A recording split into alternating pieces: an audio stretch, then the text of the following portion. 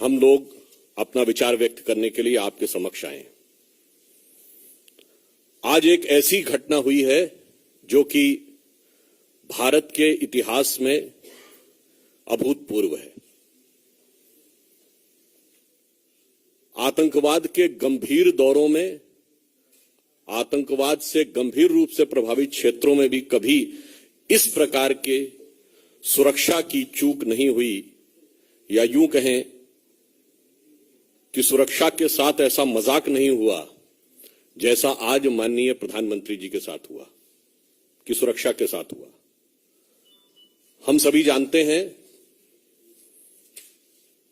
कि चाहे राष्ट्र का विकास हो, राष्ट्र का हित हो या राष्ट्रीय सुरक्षा, सभी को अपनी निजी राजनीति के तराजू पर तौलते तौलते आज वह इस सीमा तक आ गए कि मोदी जी के प्रति ईर्ष्या, मोदी जी के प्रति वैमनस्य, मोदी जी के प्रति घृणा,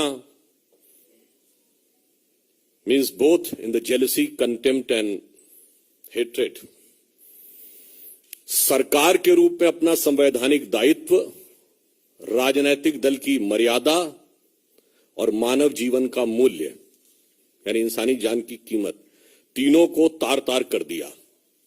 और उसी के साथ यह भी कहेंगे कि पंजाब की गरिमा को भी पूर्णतः धूल धूसरित कर दिया है। पंजाब की क्या छवि बनाई उन्होंने राष्ट्रीय अंतर्राष्ट्रीय स्तर पे। इसलिए इस विषय के ऊपर विस्तार से आपके समक्ष भारत सरकार की केंद्रीय मंत्री स्मृति ईरानी जी अब अपना वक्तव्य देंगे।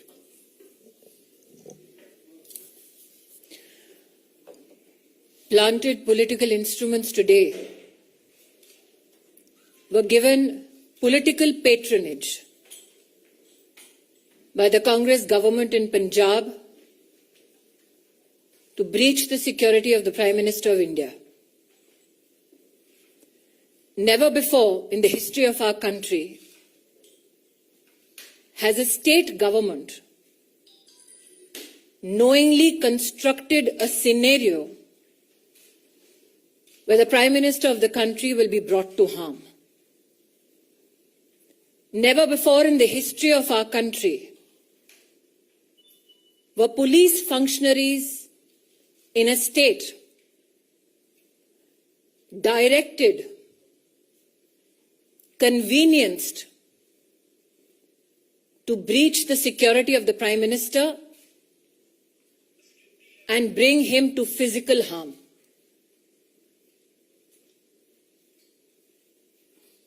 As a member of the Bharatiya Janata Party, I am sure the nation shares our outrage at this incident. We know that the Congress party hates Modi, but today they tried to harm the Prime Minister of India. Such is the breakdown of law and order in the state of Punjab that the DGP police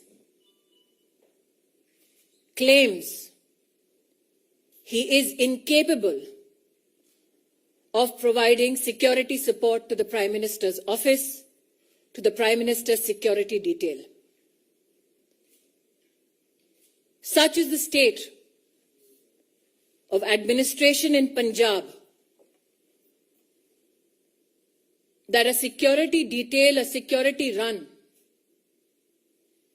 that is a protocol administratively to be followed for the head of state, was today dismantled so that Narendra Modi could be brought to harm. The questions we as BJP Karyakarta and the nation needs to ask the Congress government in Punjab: why did the DGP police give an all clear to the Prime Minister's security detail for the route that the Prime Minister was to undertake? Who in the Punjab government gave information about the Prime Minister's route to individuals who planted themselves atop the flyover.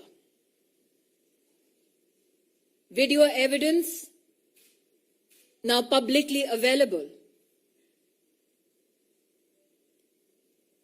brings such questions to the fore.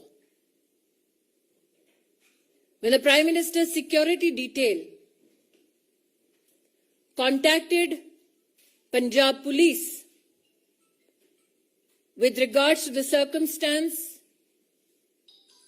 of the Prime Minister's cavalcade atop the flyover, where there was a 20-minute exposure and a breach of security of the Honorable Prime Minister,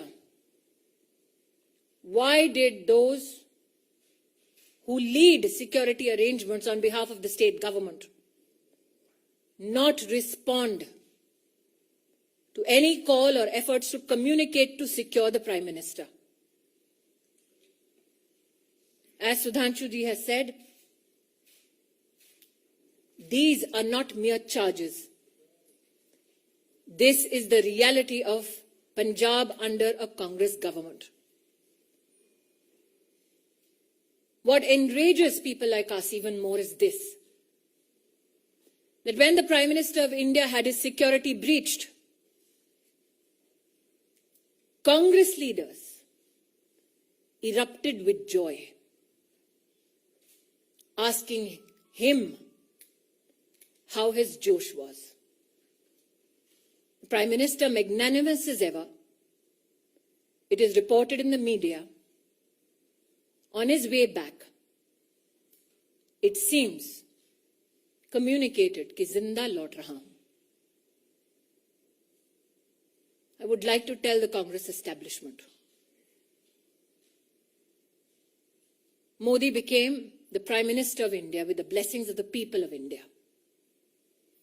Narendra Modi went to Punjab today to dedicate projects worth 42,000 crores for the people of Punjab. When you can't answer on issues of development, this is the depths to which you will fall. The questions, I repeat: why was the Prime Minister's security detail given a false clearance of the route that the Prime Minister was to be undertaken? Why did the security detail not receive any response from the state administration when the Prime Minister's security was breached and there was an exposure in his security for 20 minutes? And why did the Congress leadership erupt with joy when the Prime Minister of your country and mine had his security breached? Planted political instrument today sought to bring harm to the office, the institution of the Prime Minister of India.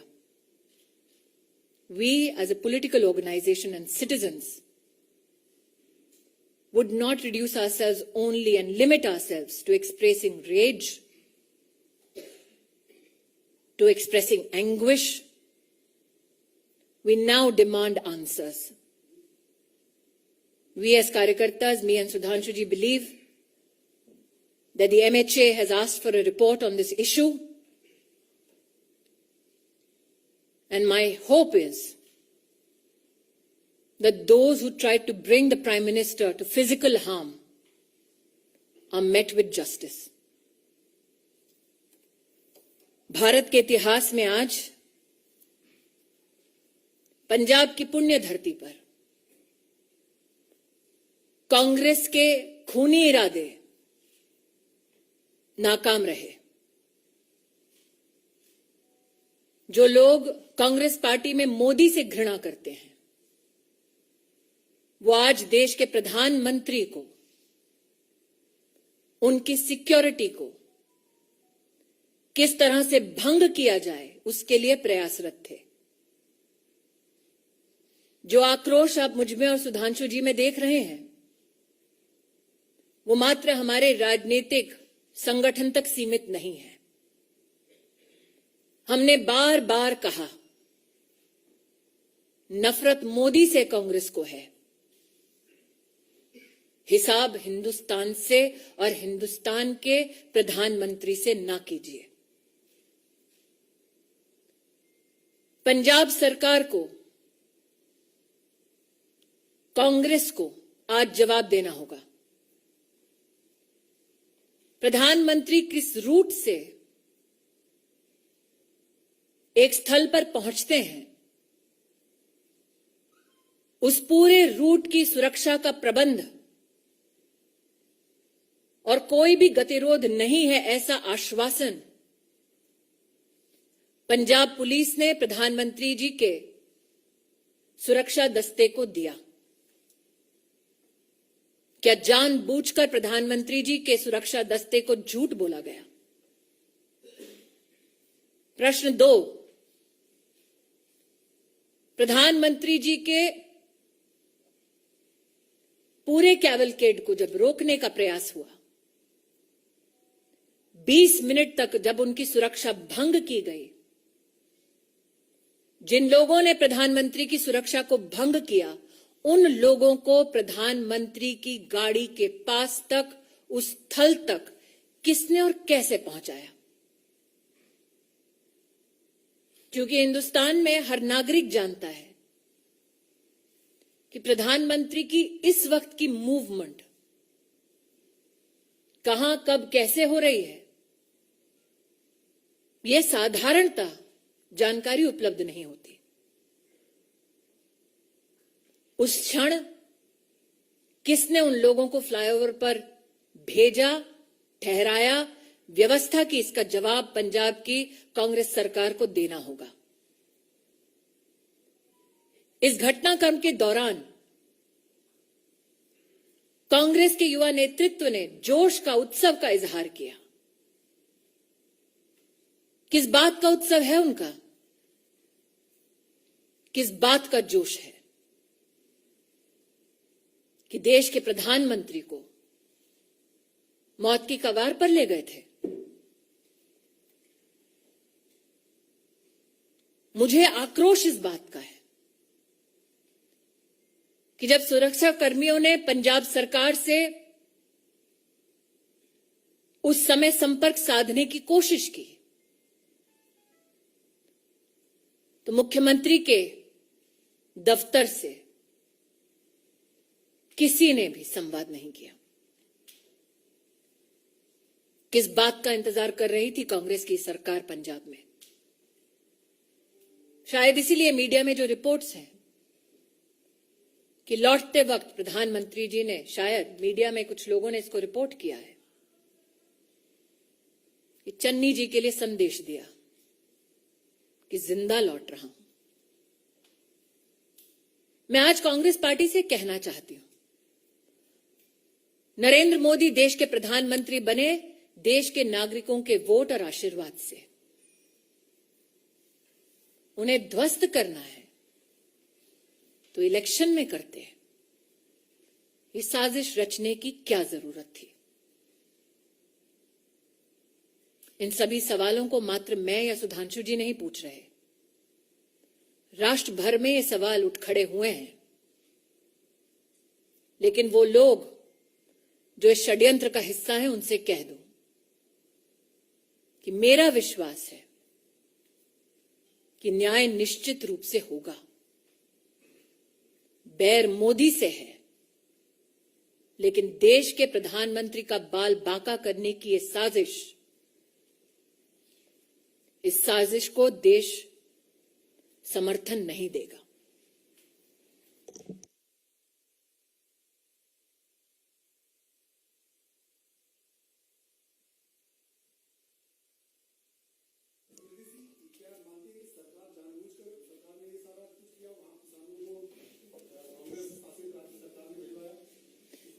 Neeraj ji, आप इतने वर्षों से पत्रकारिता कर रहे हैं, प्रधानमंत्री का दस्ता इस वक्त कहां है? आप इसका जवाब दे पाएंगे? ये सिर्फ सुरक्षा कर्मी, सुरक्षा बल और पुलिस जानती है। उस क्षण उस फ्लाईओवर पर लोगों को किसने पहुंचाया? दूसरा प्रश्न, प्रधानमंत्री जब निकले, प्रस्थान किया जब उन्होंने, तो पंजाब की डीजीपी ने आश्वस्त किया था कि कोई गतिरोध नहीं है। तो क्या वो झूठा आश्वासन था? जब 20 मिनट तक फ्लाईओवर पर प्रधानमंत्री की सुरक्षा भंग हुई, सुरक्षा दस्तावेज जब बार बार फोन कर रहा था, संवाद स्थापित करने की कोशिश कर रहा था, तो क्यों हाथ खड़े कर दिए पंजाब की सरकार ने? यह आकस्मिक नहीं हुआ, एक षड्यंत्र है, ऐसा व्यतीत होता है। एक टेक्निकल बात यह भी है कि जो आप लोगों ने जैसे Z+ सिक्योरिटी सुनी होगी, उसके ऊपर होती ASL एडवांस सिक्योरिटी लाइजनिंग, और उसके ऊपर होती है SPG, जिसमें सारे रूट को सैनिटाइज करना लोकल पुलिस की जिम्मेदारी होती है। तो अब उस हिसाब से आप स्वयं तय कर सकते हैं कि ये चूक है या षड्यंत्र, या आप तय करिए।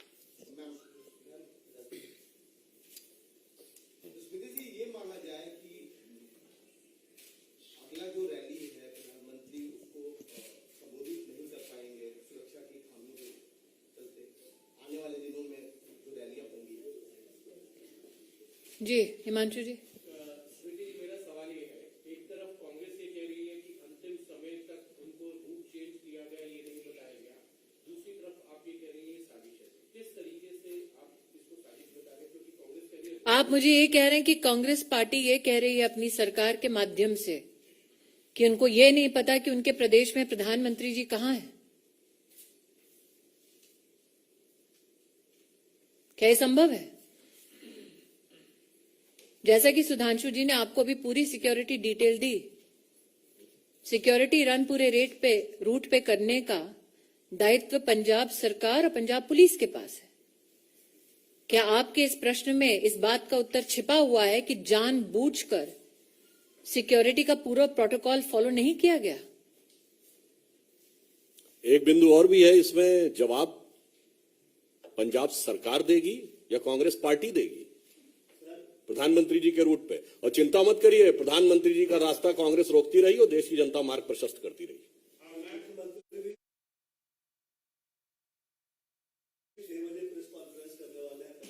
चलिए, जो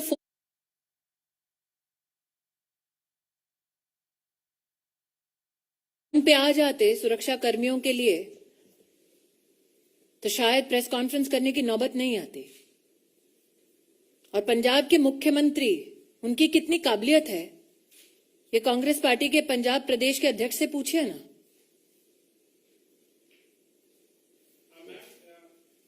न्यूज 18 के साथ एक्सक्लूसिव बातचीत में चन्नी में जो मुख्यमंत्री, उनका कहना है उन्हें मालूम नहीं था कि वो सड़क मार्ग से जाएंगे। किसको मालूम नहीं था? उनको मालूम नहीं था। गृह मंत्रालय की जिम्मेदारी और मुख्यमंत्री कौन है पंजाब का? उनको मालूम नहीं था कि पंजाब पुलिस ने किस प्रकार का आश्वासन दिया है, क्या सिक्योरिटी प्रोटोकॉल है? उनको मालूम नहीं था कि उनको और उनके ऑफिस को संपर्क करने का प्रयास कर रही थी सिक्योरिटी डिटेल? उनको मालूम नहीं था। लेकिन उन लोगों को मालूम था जिनको प्लांट किया गया फ्लाईओवर के ऊपर, मुख्यमंत्री को मालूम नहीं। जी, फिरोजपुर के SSP को सस्पेंड किया गया है, तो क्या इतना काफी है और ये अकाउंटेबिलिटी से नहीं की है? pawns have been sacrificed. प्यादे को त्यागा है, बिसात जिसने बिछाई, जवाब उसको देना है। प्रधानमंत्री जी की सुरक्षा का निर्णय राज्य स्तर के एजेंसीज लेती हैं कि जिले स्तर पे? और जो आपने कहा कि वो कह रहे हैं कि उनको मालूम नहीं था, इससे स्पष्ट है कि पंजाब के मुख्यमंत्री का पार्टी संगठन से तो समन्वय था नहीं, अब प्रशासन से भी समन्वय नहीं है। तो ये जो स्मृति जी ने कहा, सरकार किस गति या दुर्गति के साथ चल रही है पंजाब में, यह स्पष्ट हो जाता है।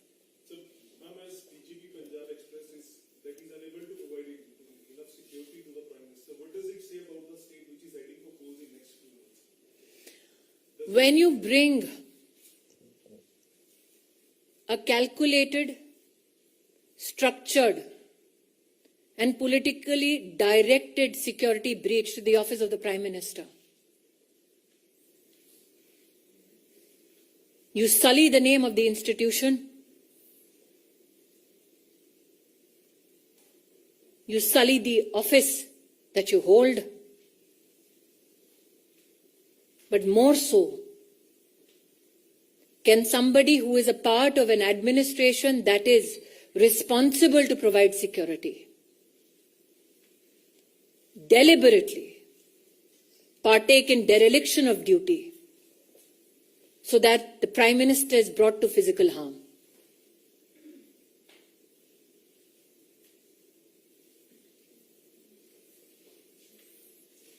Yes, Balmi.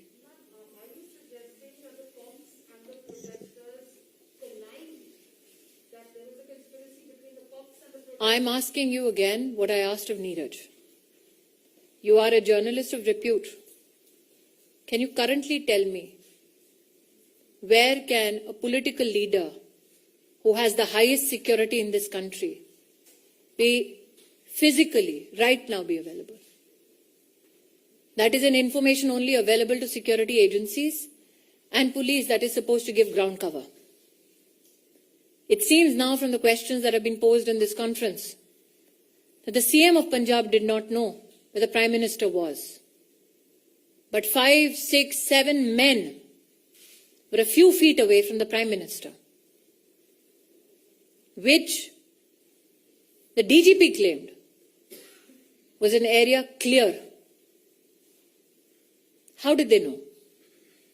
Who got them there? That is a question that is now being posed. My questions have been more than clear. My questions have been more than clear. You tell me, madam, when the Chief Minister of a state is called and told that the Prime Minister of India is in harm's way, which Chief Minister does not respond?